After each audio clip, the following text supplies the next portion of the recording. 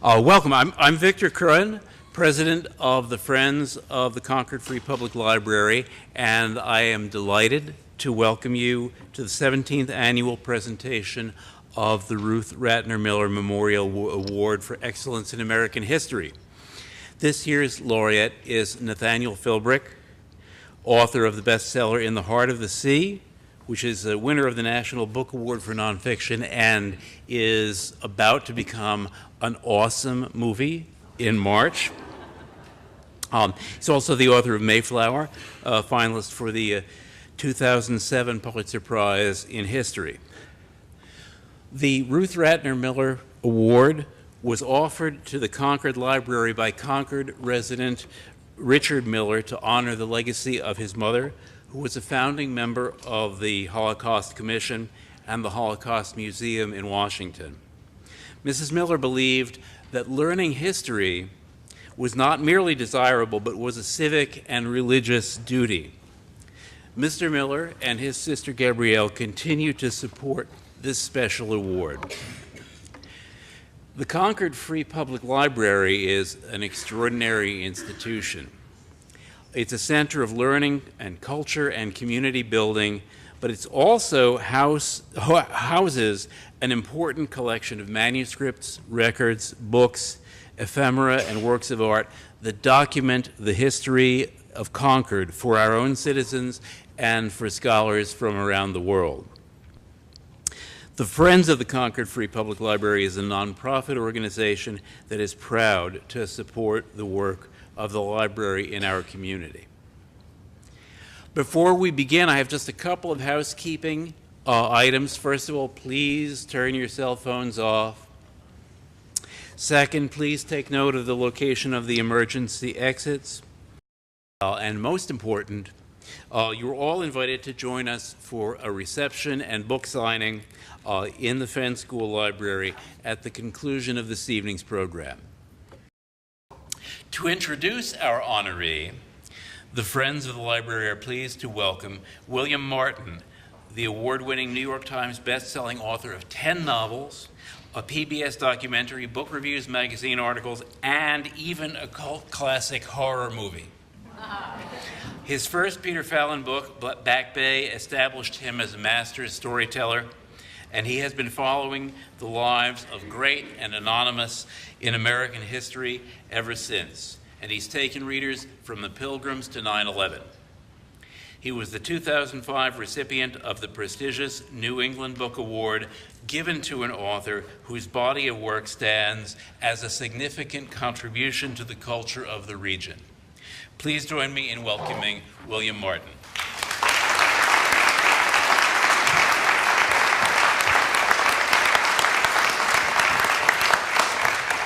Good evening. Thank you. Thank you all for being here.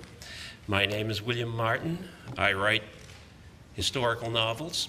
Some of you may know me by the novels that I write, and all of you will know me tonight by the company that I keep. But the best description of what it is that I do came from my son when he was about 6 years old in the backyard, talking with a couple of friends about what their parents did for a living. One little girl said, "My mommy's a doctor.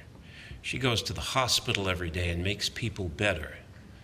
A little boy said, "My daddy's a lawyer. He goes to court every day and puts away bad guys and makes us all safe." And my son said, "My daddy's a writer. He goes up in the attic every day and makes stuff up."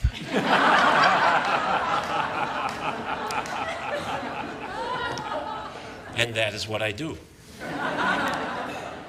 But when you're a historical novelist, even when you're making stuff up, you have to do a lot of reading to try to get it right.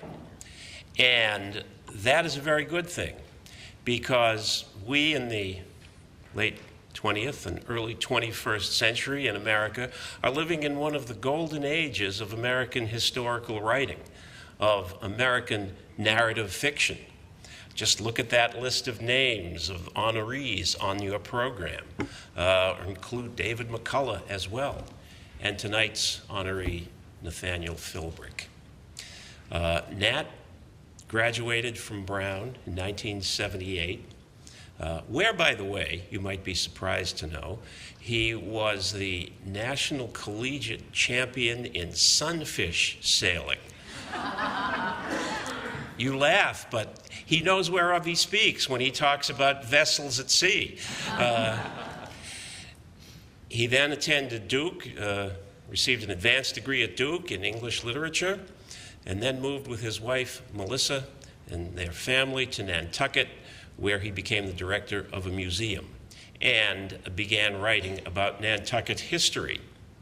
And somewhere along the line, he became familiar with a journal written by a man who had sailed aboard the whale ship Essex. The vessel and its voyage inspired Herman Melville to write Moby Dick.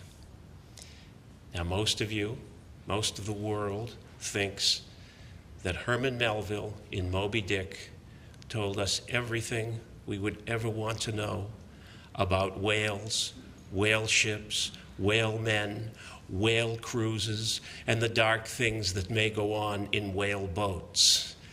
Well, if you think that and you haven't read In the Heart of the Sea, you are in for a big surprise. In the Heart of the Sea, based upon that journal, follows that voyage, tells us the real story of that voyage and some of the dark things that had to go on in one of those whale boats. And it was published in 2000 to universal critical acclaim, bestsellerdom, and a National Book Award.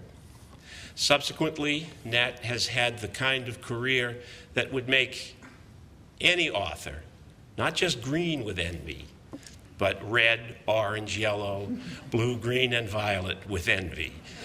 He has published 4 more books. He has swept us from the far shores of the Pacific on the grand exploring expedition to the deck of the Mayflower in 1620, to a bloody hilltop above the Little Bighorn in 1876, to a bloody hilltop above Boston Harbor in 1775. And each of the books has been greeted with the same critical acclaim and the same terrific sales. Green with envy indeed. But what is his secret? Not only is he a great historian, giving us the big picture, taking us into the past, helping us to understand it, and getting it right, he is a great storyteller. He understands the importance of the broad canvas. He understands the importance of characters who are larger than life and yet prove to be all too human. He knows about big scenes. He knows about moral conflicts, about the kinds of conflicts that force a character to make a decision that may force the story or history itself in some new direction. That is why his books are so readable, so completely involving. And I'm sure he works very hard at it, because I suspect that he subscribes to something that another Nathaniel once said, Nathaniel Hawthorne: easy reading is damned hard writing. Well, his books are easy to read, and I mean that in the best way. I once asked Nat what one thing an audience like this would be interested to know about him that they don't know. He said, well, perhaps the fact that I was born and brought up in landlocked Pittsburgh. Most people think that I landed in Nantucket as a baby, scraped the barnacles from my bottom, and began writing about the island. But it isn't so. Well, ladies and gentlemen, while he might not have been born in Nantucket and so can never really call himself a true native, we in the Society of New England Readers and Writers are proud to call him one of our own. He still lives in Nantucket. He's writing a new book, and he is looking forward to the release in March of a major Hollywood film based on In the Heart of the Sea. And I promised myself I would say that last sentence without a tinge of envy. I trust I have accomplished that objective. Ladies and gentlemen, let me introduce to you a man who tells a hell of a story and never makes anything up, Nathaniel Philbrick.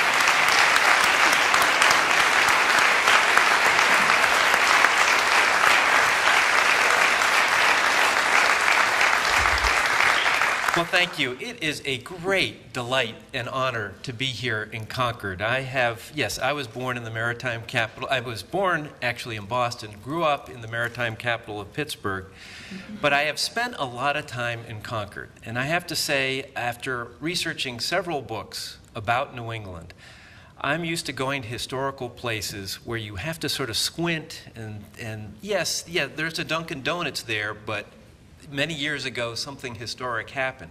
In Concord, the history is palpable. And I came to history through literature.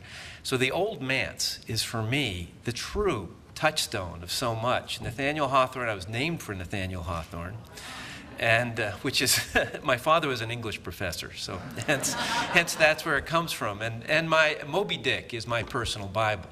And when Melville was inspired to write Moby Dick, he had written a rough draft of a fairly conventional novel about whaling until he read Mosses from an Old Manse, written by Nathaniel Hawthorne, stories that came out of his time living within a few hundred yards of the Old North Bridge. And it was reading those short stories that inspired Melville to think of, become entranced with Hawthorne's ability to look into the power of blackness. And it was from that artistic connection that the character of Ahab emerged.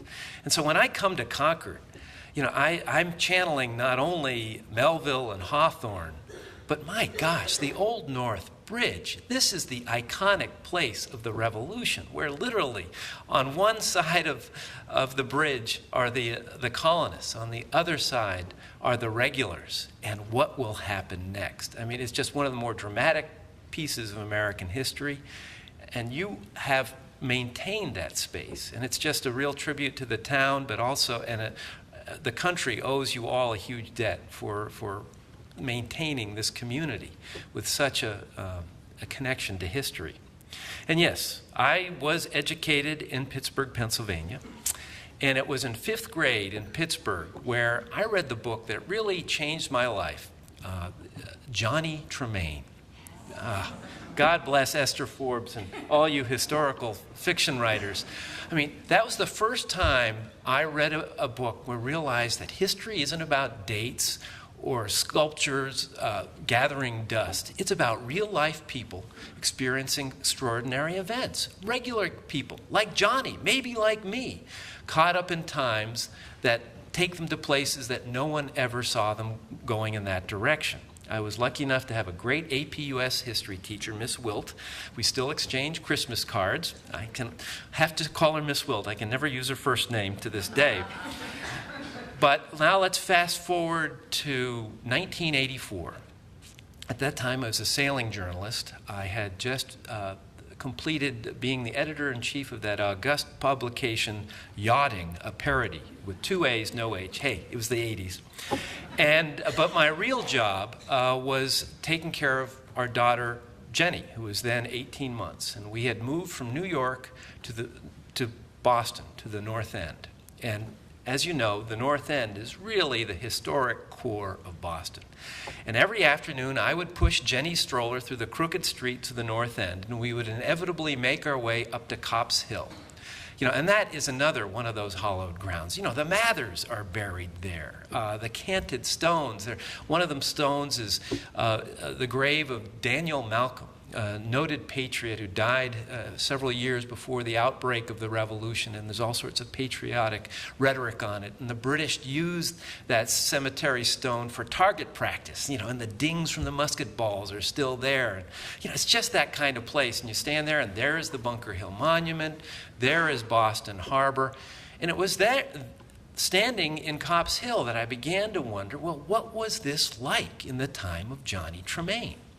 And as all of you know, Boston in 1776 bore absolutely no resemblance to Boston today. And I began to wonder, how did it get that way? And so we began a routine where every Sunday I would take the T to the Boston Public Library and began to research the history of Boston, particularly with an interest in the emerging topography of it. And back then, it was a 1.1 square mile island, dominated by 3 hills of mountainous proportions. Beacon Hill is just a shadow of what it once was, as these hills were shaved down to create the fill that now surrounds that historic core. It was connected to Roxbury by a thin neck of land, so thin that in spring high tide, the water washed over and Boston was a literal island. There were 15,000 people on this island. And we ended up moving to Nantucket soon after that. I transferred my budding interest in history to that island. But it was really with Mayflower. And my take on the Pilgrims, the iconic beginning of America, was that, yes, there's the voyage of the Mayflower, and there is the first Thanksgiving, which is a fascinating event, and one where myths have accumulated, but there is a core of surprising truth there. But it felt to me that the story really, you had to go to the next generation. And what happened 55 years later with the outbreak of King Philip's War in 1675 to 76, a terrible conflict between the natives and English in New England. Half the towns in Massachusetts were burned and abandoned. Many of the colonists feared they would be driven into the sea. And it was with that story that I began to realize, I had grown up thinking of the American Revolution as a break with the past, in which we created a new nation. It was with Mayflower I began to realize that wasn't necessarily true when it came to the beginnings of the Revolution, that there was a lot of unfinished business in the 17th century. In 1676, in the midst of King Philip's War, when all hell is literally breaking loose, and just to get a sense of King Philip's War, we think of the Civil War as the bloodiest conflict on American soil. It's nothing compared to King Philip's War when you talk in terms of percentage of people killed. And in the midst of this, an envoy from the king came to speak to Governor Leverett. And they were talking, and the governor, his colony is literally burning around him. And he has the audacity to say to this envoy, tell the king that if he wants to give us more liberties, that is fine. But he should know that our general court has sovereignty over anything Parliament might want to tell us. He was saying exactly what his descendants would say almost exactly 100 years later. This colony was founded by Puritans, people who had left England in search of an ability to worship God as they wanted. They escaped England to come to create the New England. A sense of autonomy was built into wired into their chemistry from the very beginning. And so from their standpoint, they were an independent people from the beginning. Now let's move forward into the following century. There's the French and Indian War. And I had grown up thinking, it was kind of simple when it came to the Revolution. If you were good, you were a patriot, and if you were bad, you were a loyalist and British. It was that simple. But I began with this book to realize, written out of that, is the ambivalence most people felt. Because things were really good in America at that point. The citizens of New England were the freest, least taxed people in the British Empire. And from the British point of view, they had just fought this French and Indian War, which left them, it's been estimated, $20 billion in today's dollars in debt. That was a lot of money in 1765. And England was retooling itself to become the empire that would dominate the next century. And if that was going to happen, their colonies had to pay for their defense. They had to pay for their upkeep. And so they did not see this as instituting tyranny upon the colonies. They just saw this as making fiscal sense.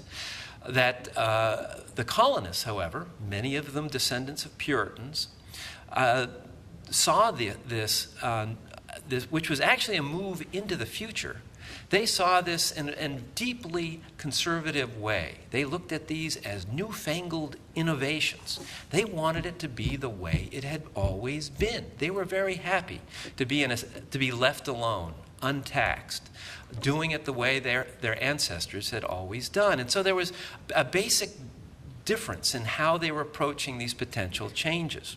My book begins with the Boston Tea Party. But if I had to point to one event which made the revolution inevitable, it happened several years before.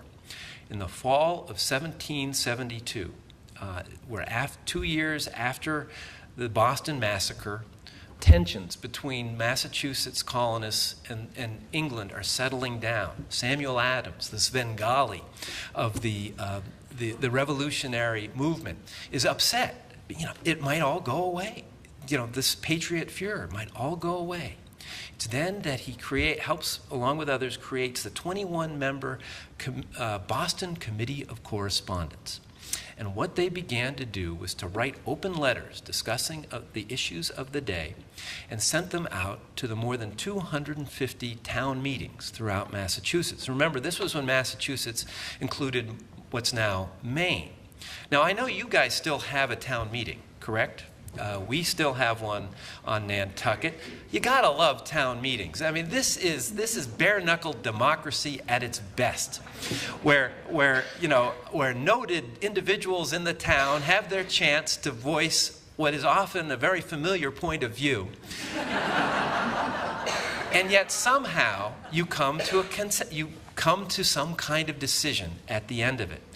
Now, up until the Boston Committee of Correspondence, these town meetings had been dedicated to local issues. Do we widen a road? Do we build a new bridge?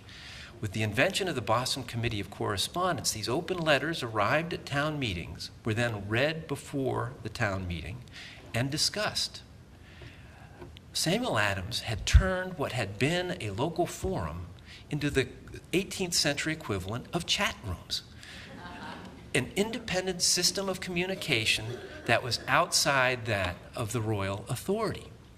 And they began to get these extraordinary letters back as each one of these towns created their own committee of correspondence. And for example, from the town of Gorham, Maine, that's now inland from Portland, and this was a town founded by the veterans of King Philip's War and their descendants. And just 15 years earlier, they had suffered an attack by native warriors. Several residents had been killed, several abducted. And in their letter to the Boston Committee of Correspondence, they said, we are farmers. We do not pretend to know the intricacies and complexities of the issues being discussed when it comes to Parliament and such. But we do know what it is to fight to preserve our way of life. Our houses are still stained with the blood of those that have died by our side. Our swords are still sharpened. Our wives still know how to make the cartridges for our muskets. And if we must fight to defend our liberties, we will fight. And Samuel Adams and the other members of the Boston Committee of Correspondence began to realize, whoa, the real radicals are not in Boston. They are out there in what were known as the country towns. And because of the more than century-old tradition of the New England militia, they are armed.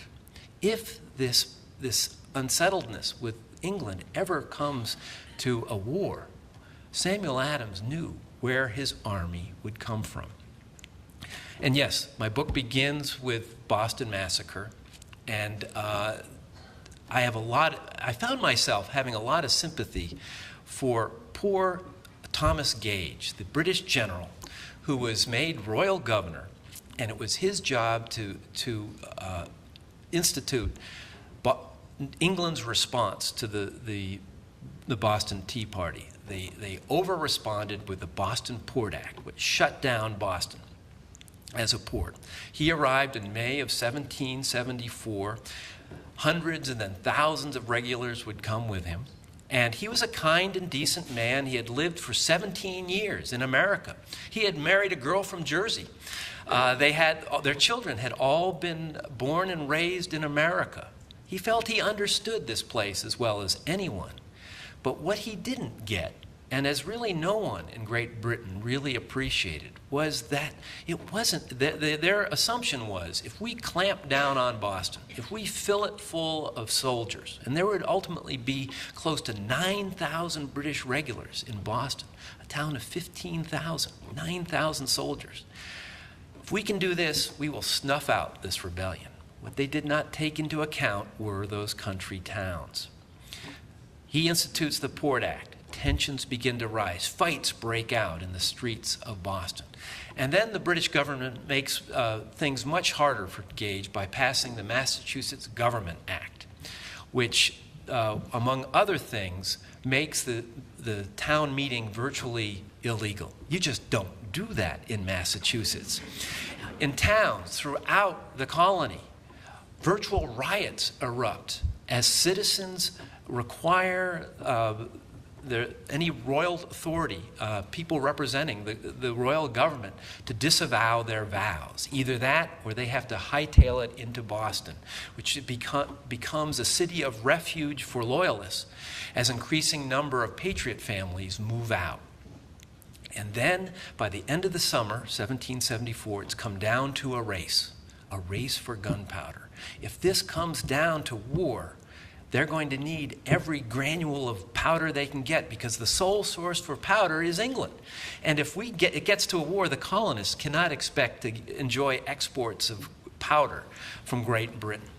In the end of August, Gage gets a message that in Somerville, today's Somerville, there's a powder house that's still there, and there's a supply of gunpowder that he should get for the royal reserves. He plans an expedition at night. About 300 regulars are rowed up the Mystic River. It's in the pre-dawn darkness. They're offloaded. They march to the powder house. They wait, because apparently you do not go into a powder house with a candle.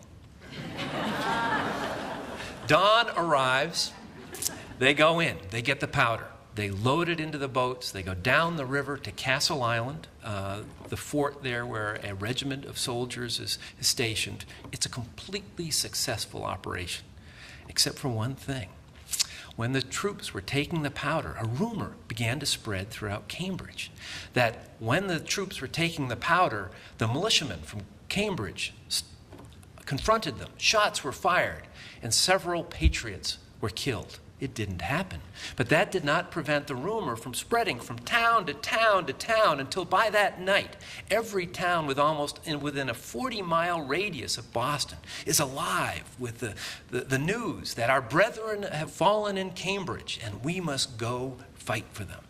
And so by the next morning, hundreds, thousands of militiamen are on their way to Cambridge. By that afternoon, there are an estimated 4,000 militiamen on Cambridge Green. That's 3 times the population of Cambridge.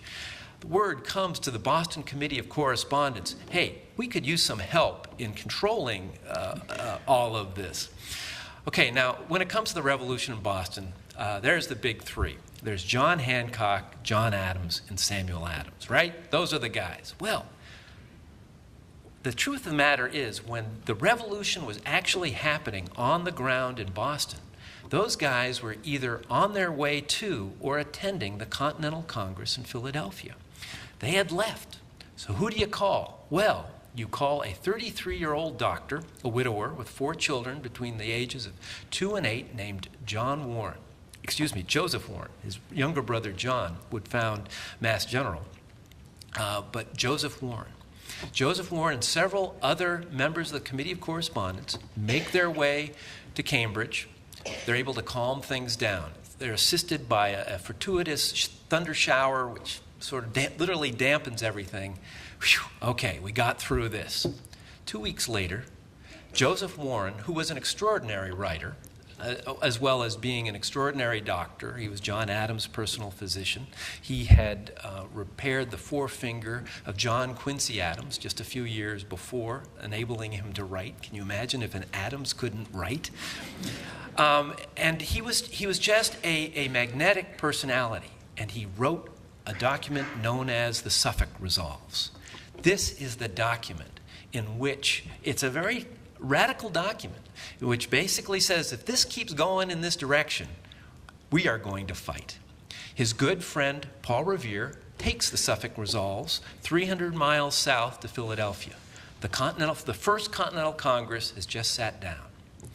No one knows what's going to happen. These 13 colonies have never worked in a coordinated fashion in the past. They come from very different directions. The British were assuming that it would just end in chaos and they could move on. The Suffolk Resolves arrives and is read. And it is a beautifully worded document. And it is endorsed unanimously by the First Continental Congress. It becomes the touchstone by which this body of very different people begin to actually work together in a concerted way. It's a big deal, and Joseph Warren was the author of that document. As the months progress, the tensions rise in Boston as more and more loyalist refugees flood into Boston and more patriots leave. More and more soldiers arrive. And let's fast forward to April 18, the night of 1775. Every patriot leader has left Boston. It's just too dangerous. Samuel Adams and John Hancock are hanging out together in Lexington, going to the provincial congress here in Concord. There's only one left. You know who that is? It's Joseph Warren. He learns about Gage's secret expedition, very similar to the one that went to the Powder House in Somerville to send 500 British regulars across Boston Harbor. This was when the Back Bay was not a neighborhood. It was the Back Bay. The Back Bay washed up on the edge of Boston Common. The regulars loaded into boats, were rowed across, and then marched to Concord. Warren hears of this, tells his good friend Paul Revere to head out and alert the countryside that the regulars are coming. America has all heard of Paul Revere, but who has heard of the man who actually pushed the button that began the revolution? Joseph Warren. He wakes up the next morning and learns extraordinary news. While on their way to Concord, the regulars confront the Lexington militia. 8 are dead.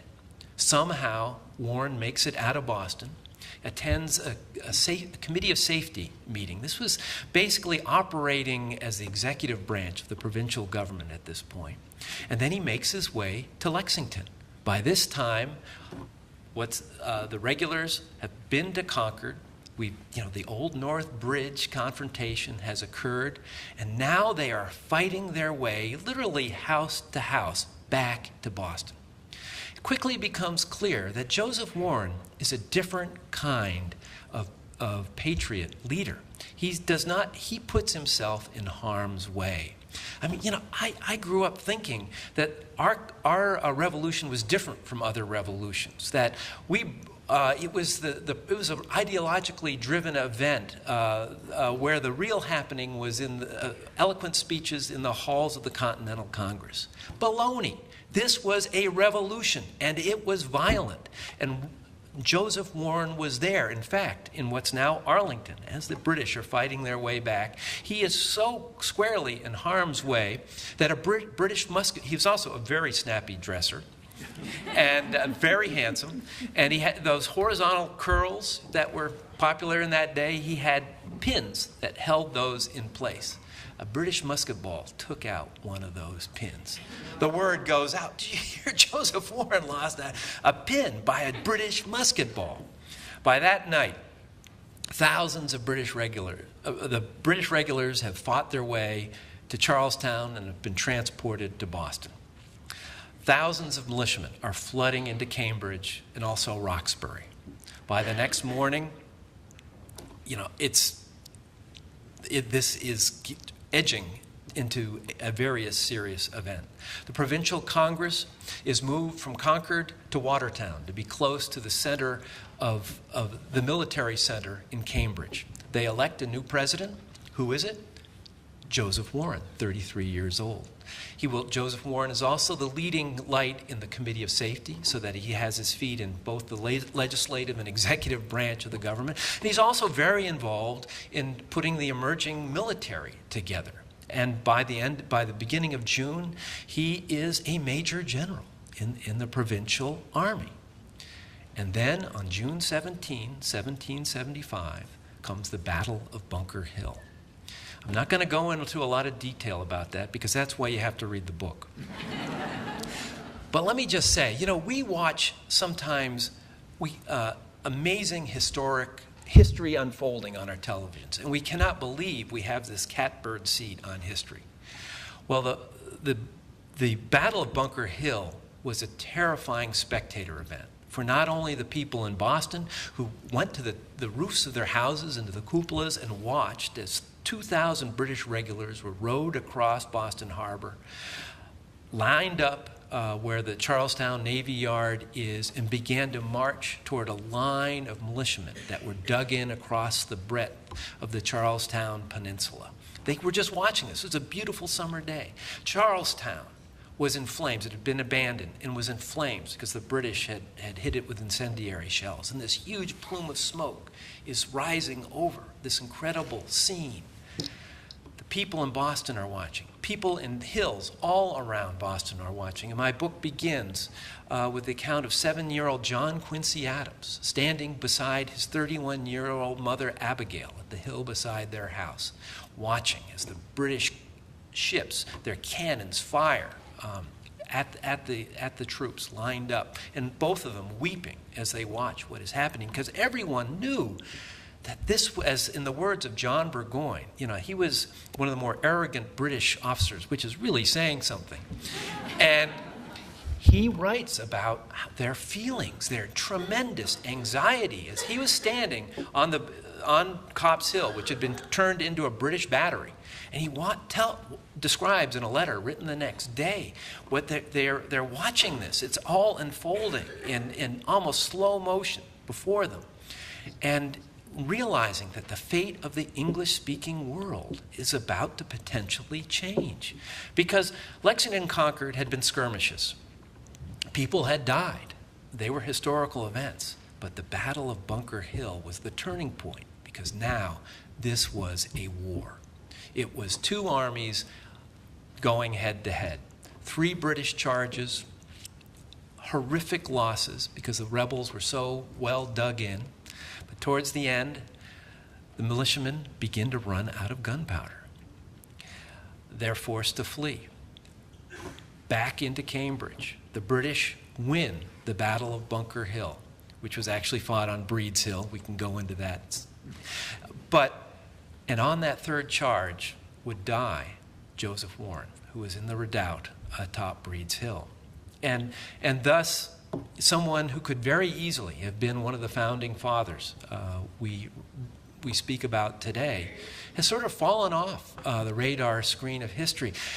It's really interesting. In 1782, towards the end of the Revolution, a Boston loyalist, Peter Oliver, who had lived in Middleborough and was now in England, very bitter, very sardonic, so you can tell where he's coming from. But he would write in his account of the American Revolution, which is a good antidote to a lot of the other side. He would say, if Joseph Warren had not been killed at the Battle of Bunker Hill, Washington would have been an obscurity, which is very interesting to contemplate. I don't agree with that. And this is as much a dig at Washington, who is now, by that point, established himself as the great savior of America. But it just shows you the vacuum that Washington stepped into 2.5 weeks after the Battle of Bunker Hill, when he becomes the new commander of what will become the Continental Army. And Washington is from Virginia. This is a society where the class system is tight. It's there. If people in lower orders do what you tell them. Not so, because thanks to the town meeting, it's a little different in New England. Washington discovers that if you tell a New England private, If an officer says, orders him to do something, the private will say, whoa, wait a minute. Me and my buddies are going to discuss whether we want to do that. If we agree with you, we'll be happy to do that. This drove Washington insane. How am I going to work with these people? He would write some very unflattering letters that were trouble to him in the future. But what Washington did, more than be finally triumphant in the siege of Boston, because this became a siege. And my book is really about Boston. And Boston, the former center of Patriot rebellion, by this point had become a British-occupied, militarily occupied Loyalist center. And the Patriots were all around it, creating the siege that went on for almost a year. And what Washington did not have the gunpowder to dislodge the British. It was very frustrating for him. But what he did do was to get this group of New Englanders who were exceedingly clannish. If you were from Massachusetts, you didn't necessarily like the guys from Connecticut, and no one liked the guys from New Hampshire. He got them to begin to think of themselves not as from a town or a colony, but as what would become known as Americans. And that was the hardest and most difficult work of the American Revolution.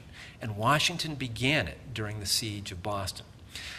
He wants Washington. This is not the Washington that looks at us from the $1 bill. This was a guy with red hair in his early 40s, magnificent physical specimen, and fiery. He wanted desperately to attack the British. He would have burned Boston, very likely destroyed his own army. Several times he proposes to the other generals to do this. Every time they say, no, we're not going to do that. And yet finally, and then towards the end of things, in the fall of 1775, Washington is in this process rebuilding the army. The artillery regiment has been an embarrassment, particularly in the Battle of Bunker Hill. He needs to clean house. He needs a new commander of the regiment. In September, he meets a 25-year-old former bookseller. God bless booksellers. And this is a great town for booksellers.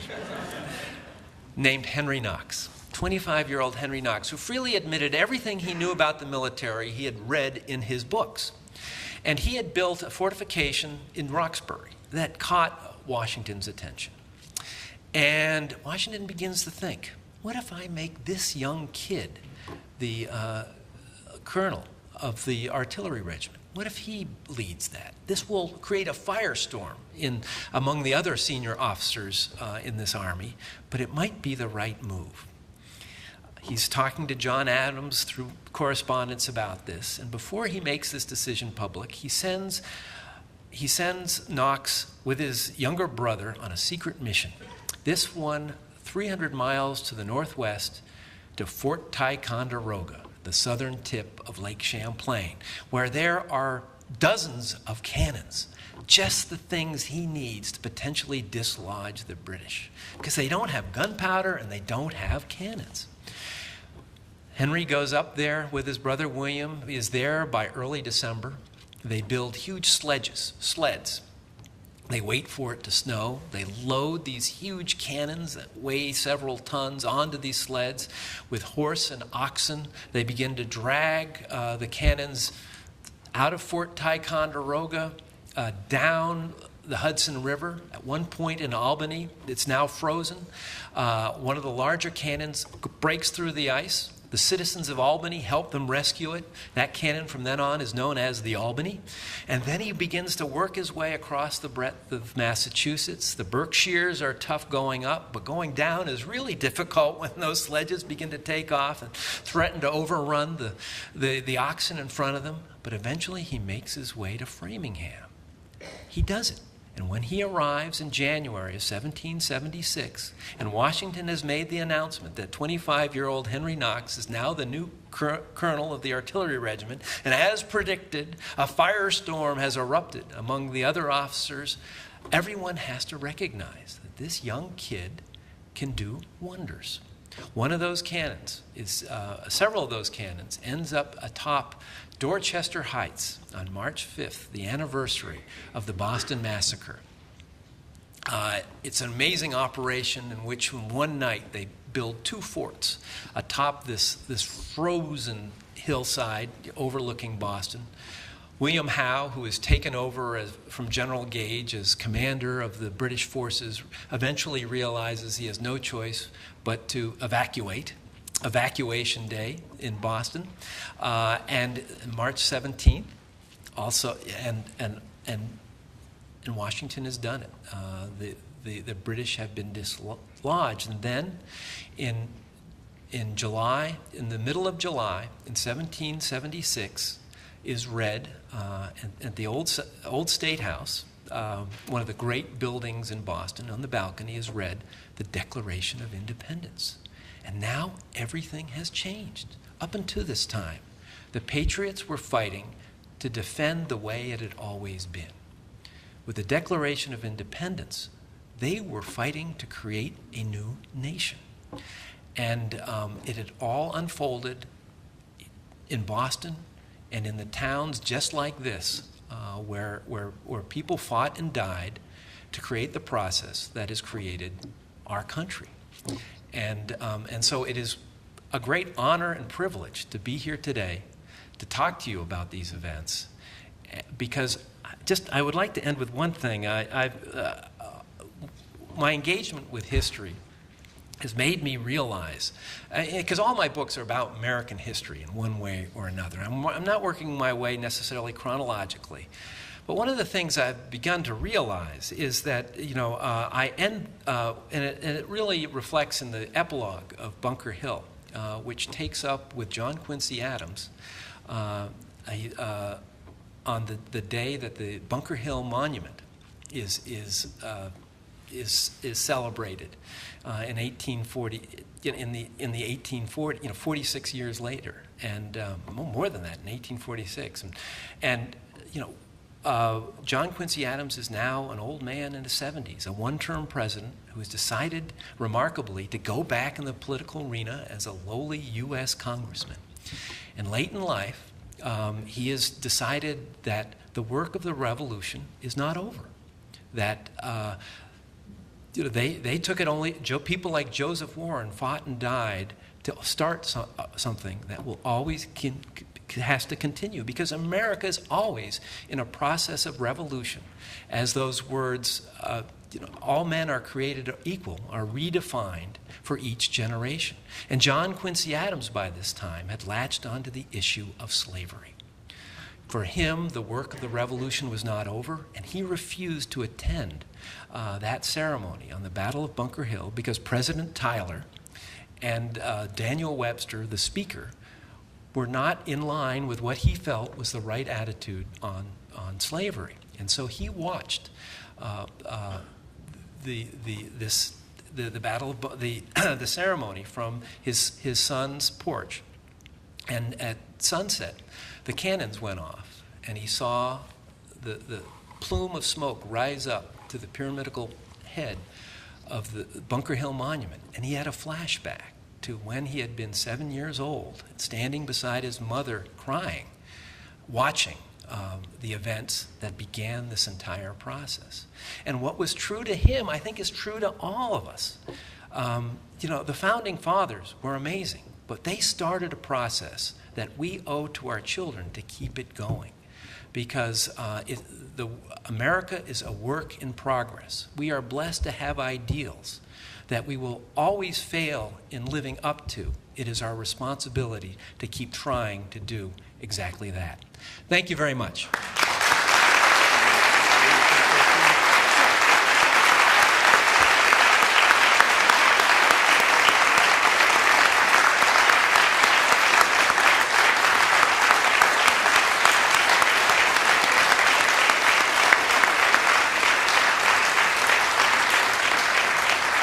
Well, thank you. We've got some time for me to try to answer whatever questions you have. Well, history, it's only as good as the documents you have, the evidence. And it's frustrating, because Bill and I have talked about this. You're telling a story, there are plot points that you want to hit, and often the historical record is lacking where exactly you'd like to know things. And that's where he comes in, inventing. Oh, anyways, I'm envious. Talk about envious. But the thing about the documentation for this book, relative to, let's say, Mayflower, it was just amazing what there was. There was, you want to get to things as close to the event as possible. So there's journals, because people understood that this was historic. This was historic. Things were happening. So people were writing this down. People were keeping journals of all of this. There were newspapers, and if I don't know about your local newspaper, but all local newspapers have a point of view, and which have to be read with that in mind. There's this correspondence, and there's a huge amount of information. Much of it in Concord, in Boston, at the Massachusetts Historical Society, and the Bostonian Society, the Massachusetts State Archives. And, but one of the great sources for me was actually in Ann Arbor, Michigan, of all places, the Clements Library. This is a library that's founded, I think in the early 30s, by Clements, who had made money digging the Panama Canal. And he had an interest in history. And this was in the 20s when many of the British aristocracy were running out of money. And so he had people buy up the records, the papers of noted British generals in England. And there were, and one of those was the Howe papers. And it was amazing. They were still in the wooden boxes with red ribbons tied around each document that they had been delivered to England from Boston when they came to this library back in the 30s.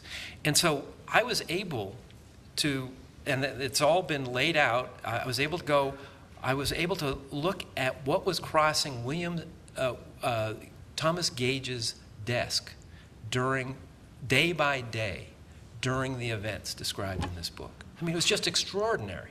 And they reveal things like Benjamin Church, our first trader, who also happens to be the great-grandson of the Benjamin Church of Mayflower, if you've read that book, which is very interesting. But, he said, I've been framed, basically. Thanks to the Gage papers, we know he hadn't been framed. His correspondence is right there in Gage's correspondence. It's just fascinating stuff. And so those kinds of things provided me with, just this treasure trove.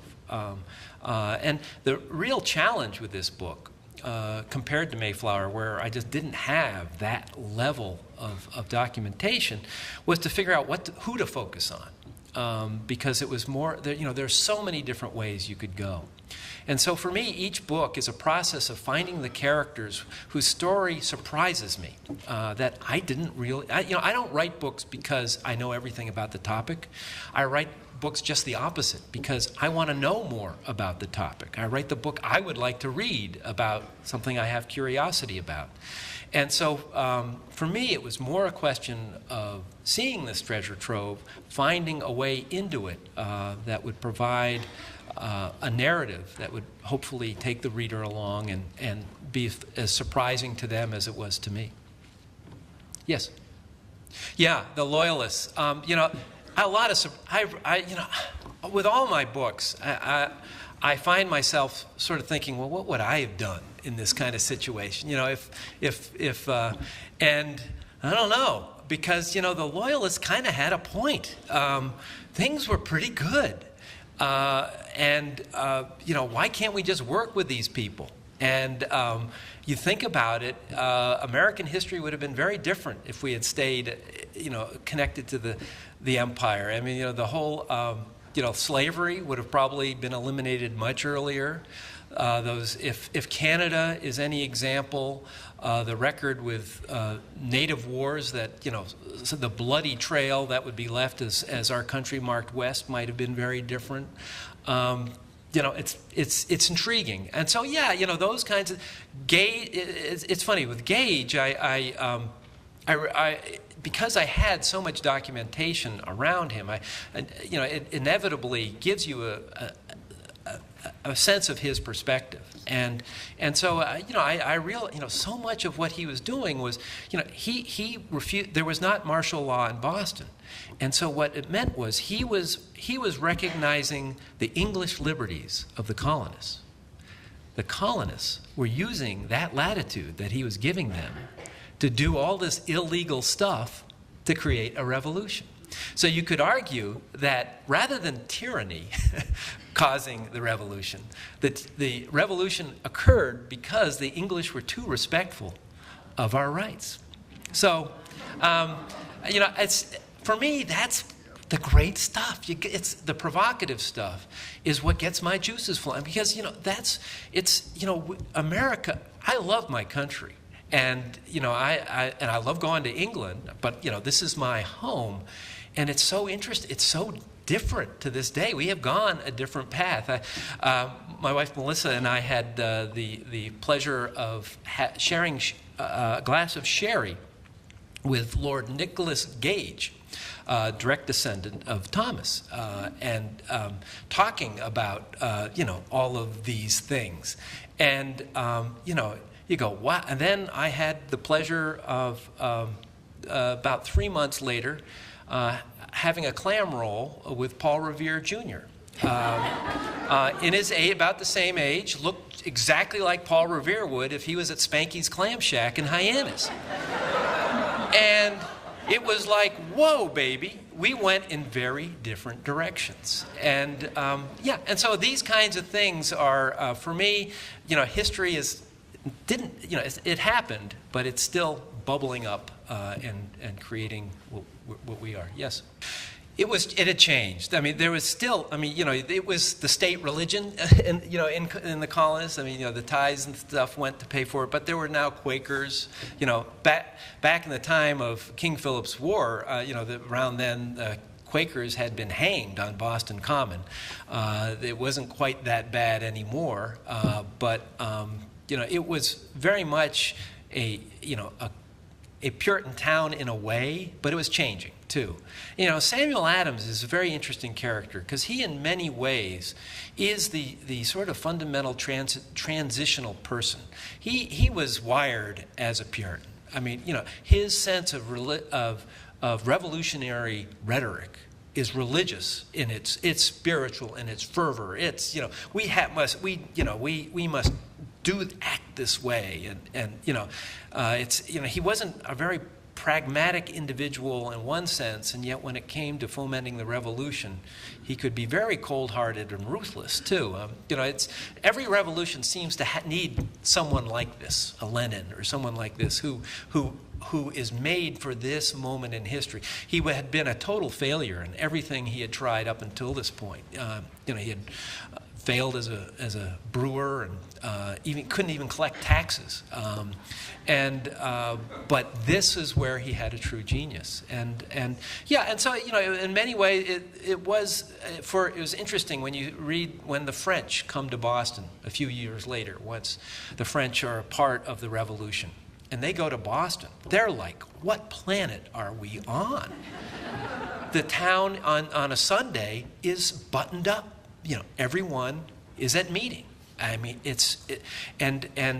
one point, one of the French officers was playing a flute in his quarters in Boston, and a crowd gathered outside to tell him to stop playing that flute.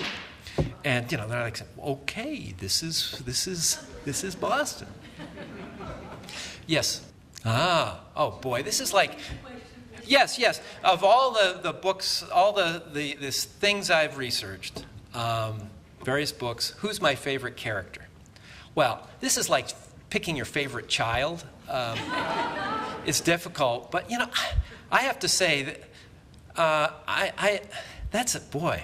who would be my favorite? Well, it's really what I'm in the middle of now.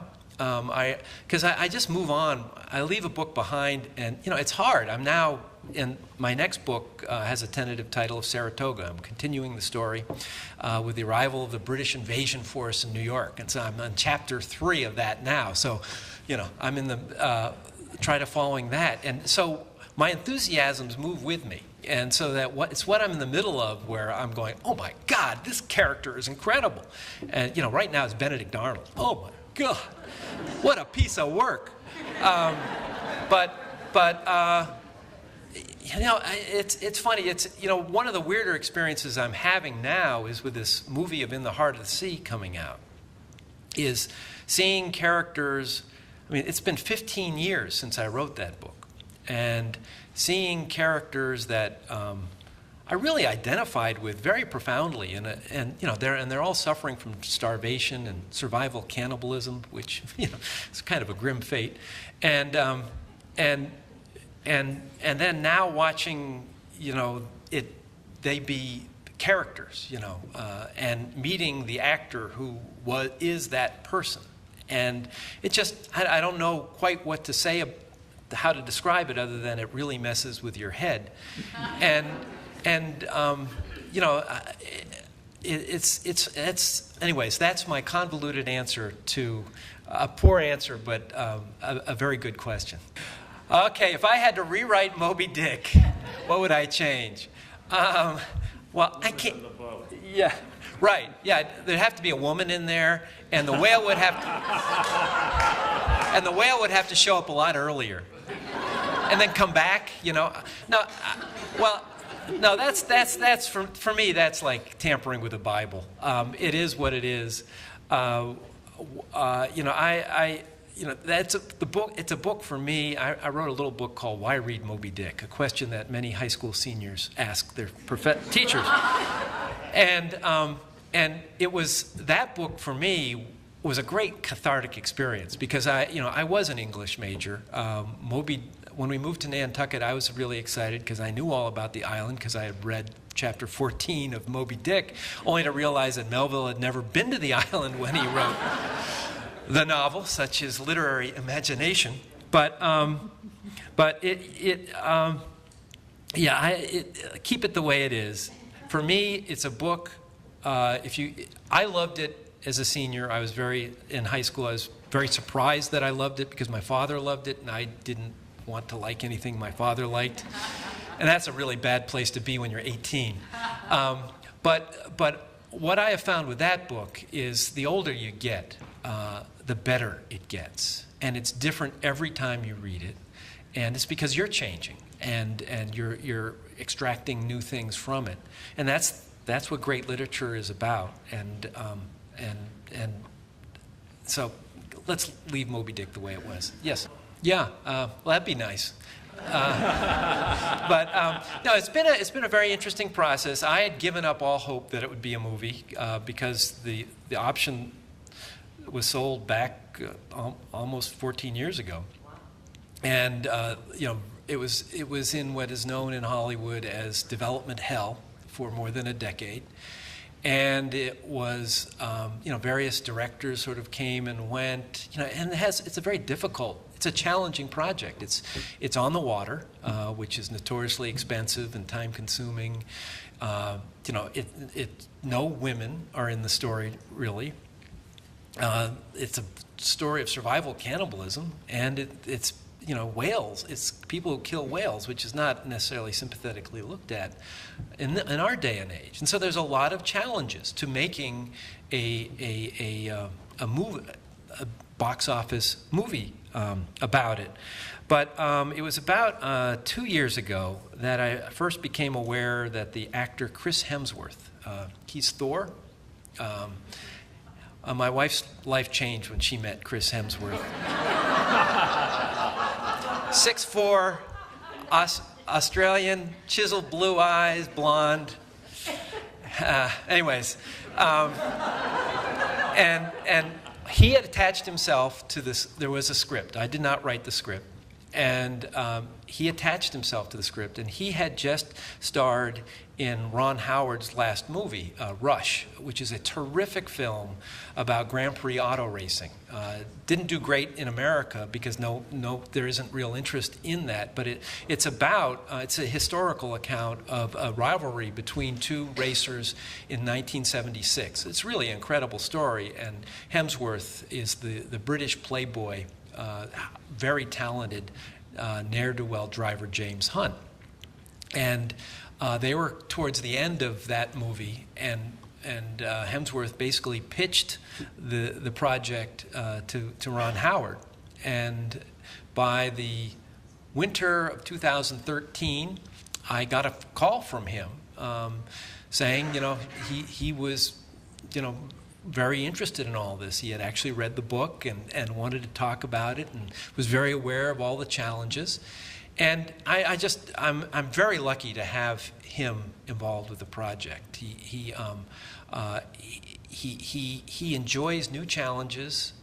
He's compared this movie for him is very similar to the process he went through with Apollo 13, which is another historical base about a voyage gone wrong. And he doesn't have a nautical background, although he did do Splash.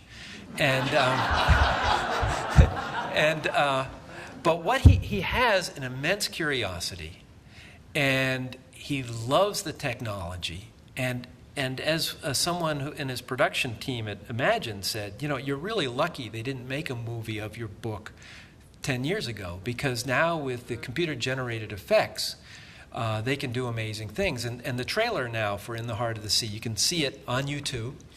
And my God, the whale they have created is one scary monster. And it's very convincing. And if the trailer is any indication, it's going to be a very exciting movie. Melissa and I had the opportunity to go to the set. It was filmed in two places. The Warner Brothers lot in Leavesden, England, where Harry Potter was filmed. They created a Nantucket waterfront beside a water tank the size of 2 football fields, with wharves, a life-size whale ship tied up to it. They had even glued seaweed to the pilings. And they had a guy in the back with a wave machine so that there's always water lapping. And it was just amazing, 300 extras.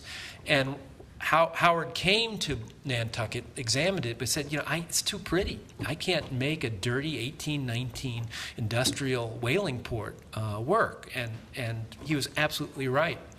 And then then they did a lot of things with water tanks. They had at least one person who had been on the production of Life of Pi, which is all in a water tank. But then the second half of the filming was in the Canary Islands, where they had an actual ship, and that was really where it got tough, because in addition to being actually on the water, Ron Howard had instituted a severe diet program for the cast. They were living on 500 calories a day for 6 weeks. And, Chris Hemsworth is Thor, and when we saw him, and he was just begun this regimen, he was, very, very thin. So it was apparently, they all came to some of the actors and Ron Howard came to Nantucket just 2 weeks ago for they call it long lead interviews, where the foreign press were invited. And so there was the cast. And one of the things the movie does is it's a flashback from the point of view of Thomas Nickerson, whose account was very valuable to me in writing In the Heart of the Sea. And Herman Melville comes to Nantucket to interview Thomas Nickerson about the Essex.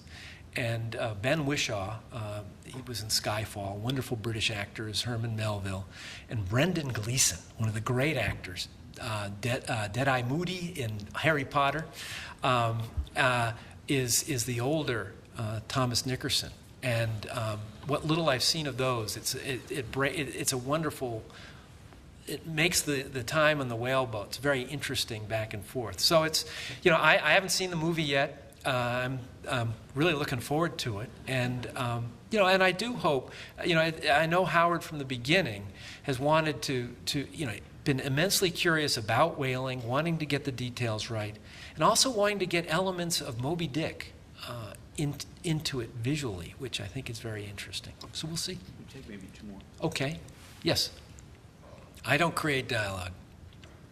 Anything, if there's dialogue, it's something that comes from a letter, describing I said this, they said that. I wish actually, it's a good thing I don't create dialogue, because I'm terrible at creating dialogue. I don't have that kind of imagination. But no, I don't create dialogue. I mean, there are people who do write historical and create dialogue. I don't go there, and it's just not part of what I do. So there are, and what often as I was mentioning earlier, you inevitably find points in the narrative that you're telling that you don't have the evidence you would like. And so often what I find myself doing is looking to parallel situations in which we do have the evidence of what happened, and as I'm describing what's going on, saying we don't know what happened here, but we do know that in 18 blah, blah, blah, this is what unfolded, and then dovetail back in. Those are the kinds of things I'm trying to do. It's very difficult to do in terms of a narrative, to do that as seamlessly as you can. But those are the kinds of, those are the kind of whatever rigor I have is I'm not making it up. There's always, but it's not as if there's evidence that is contradictory. People have very different views of it. When it came to what unfolded here at the Old North Bridge, the British had a very different point of view from the Americans. And then to complicate it, in the early 19th century, a controversy arose between Lexington and Concord as to where the revolution actually began.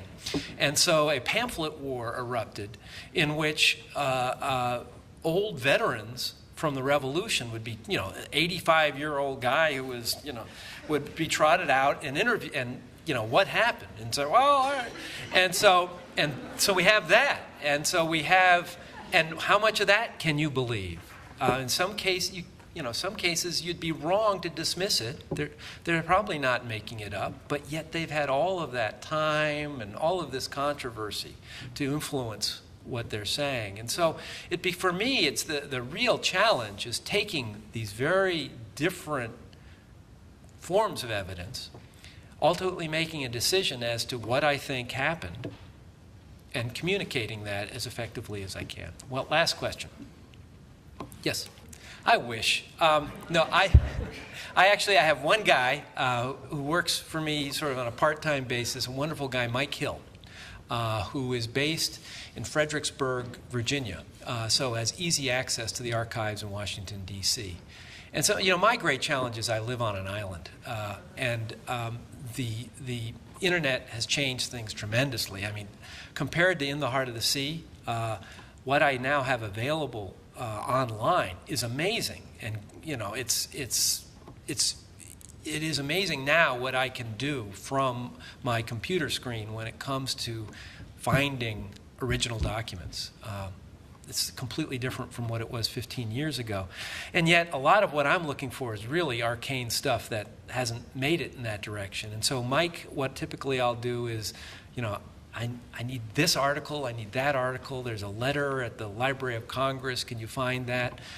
With my book, Last Stand, which is about the Battle of Little Bighorn, Mike and I went out the West and spent 4 weeks together, not only going to archives, but tracing Custer's route from Fort Lincoln to the Little Bighorn. Just most recently, we spent a fun-filled week driving through Maryland and New Jersey and Pennsylvania in search of revolutionary sites.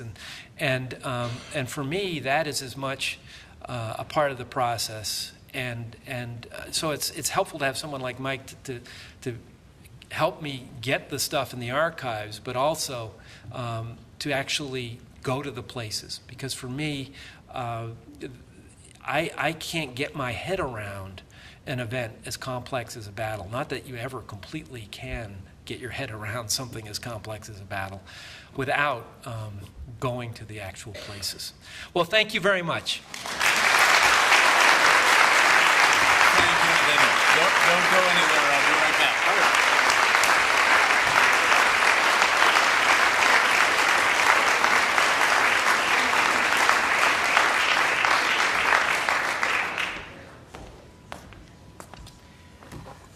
Nathaniel, the Friends, first of all, thank you for that wonderful, I learned a lot. I think the rest of us did.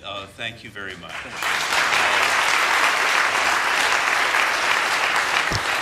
The Friends are delighted to present the Ruth Ratner Miller Memorial Award for Excellence in American History to Nathaniel Philbrick. In so doing, we honor Mrs. Miller's commitment to the role of remembrance in our lives and to acknowledging our library's role in preserving our past. Thank you. There's a story about this. When Concord's first permanent library building was built in 1873, it was surrounded by an iron fence whose posts were topped by these fleur-de-lis finials. And during the 1930s, during a renovation, the fence was taken down, and only the finials were saved. And some years later, a tradition was begun, continues today, whereby retiring trustees and others who have made outstanding contributions on behalf of the library are awarded a finial. Wow. So Nathaniel Philbrick, in recognition of all you have done to make history come alive for your readers, the Friends of the Concord Free Public Library are pleased to present you with this tangible piece of our history and with the 2014 Ruth Ratner Miller Memorial Award. Well, thank you. Well, thank you. I mean, this is obviously a great honor, and I just can't think of a better place to I mean, it's been a lot of fun for me to come here, and this is a beautiful place, and your institution is one of the most, essential ones, not only for your town, but for the region and the country. So keep it up, because we need these things. Thank you. That'll look good on your mantle next to your Oscar. Okay. All right.